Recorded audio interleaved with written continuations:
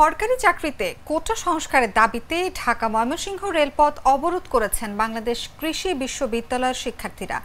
সোমবার দুপুর 1:30টার দিকে বিশ্ববিদ্যালয়ের জব্বারের মোড় সংলগ্ন এলাকায় শিক্ষার্থীরা রেলপথ অবরোধ করেন। এ সময় ঢাকা থেকে আসা জামালপুর এক্সপ্রেস ট্রেনটিকে আটকে দেন তারা। পরে বিকেল 3:15টায় অবরোধ তুলে নেওয়া হলে ট্রেনটি তার গন্তব্যের উদ্দেশ্যে রওনা দেয়। এর আগে শিক্ষার্থীরা দুপুর 12টায় বিশ্ববিদ্যালয়ের শিল্পাচার্য জয়নুল আবেদিন মিলনায়তন সংলগ্ন মুক্ত মঞ্চের সামনে বিক্ষোভ সমাবেশ করেন।